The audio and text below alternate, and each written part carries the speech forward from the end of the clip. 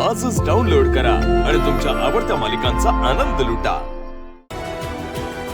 काय सांगू तुम्हाला,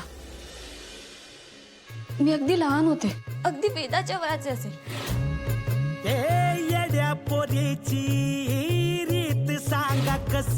माझी आई आगी जिवंत जळून तेव्हा घरी गेली। त्यानंतर माझी मोठी बहीण सुद्धा हरवली।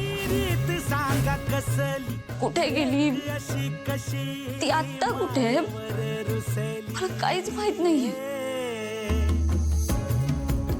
त्यानंतर माझे बाबा सुद्धा माझ्यापासून दुरावले। माझी ताई, माझे बाबा रोज देवळात जायचे, या तुमच्या देवीची ना रोज पूजा करायचे, भक्ती करायचे, पण तरी सुद्धा माझी ताई माझ्यापासून दुरावली का गेली, हा प्रश्न ना मला नेहमी सतावतो।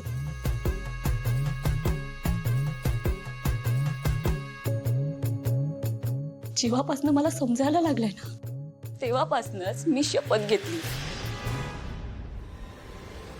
जोपर्यंत माझी बहीण मला भेटत नाही तोपर्यंत मी या तुमच्या देवीचं ना तोंडही बघणार नाही।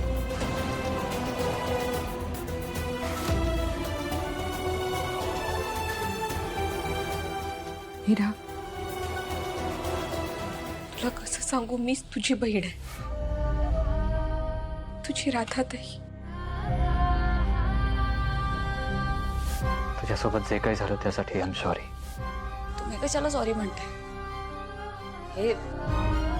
हे तर माझं नशीब आहे। हे बघ, मी तुला फोर्स करणार नाही, पण एक प्रॉब्लेम होतोय। तू माझं आणि वेदाचं नातं आधीसारखं व्हावं यासाठी प्रयत्न करतेस, थँक्यू। पण जर तू पूजा केली नाहीस तर आईची आणि माझ्या नात्यात दुरावा येईल। जसं माझं वेदावर प्रेम आहे तितकंच आईचं माझ्यावर प्रेम आहे। आई आणि वेदा दोघेही माझ्यासाठी खूप इम्पॉर्टंट आहेत।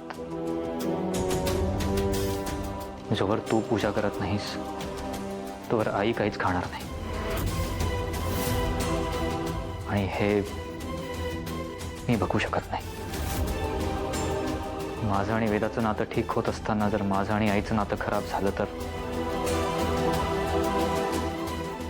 तू विचार कर, तुला जे काही सांगतोय ते पटत असेल तर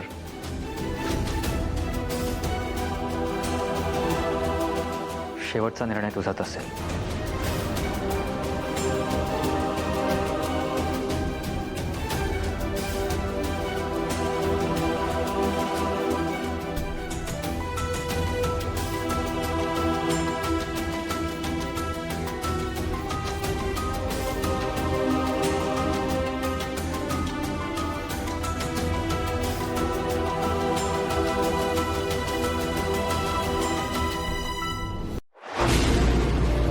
तुला जपणार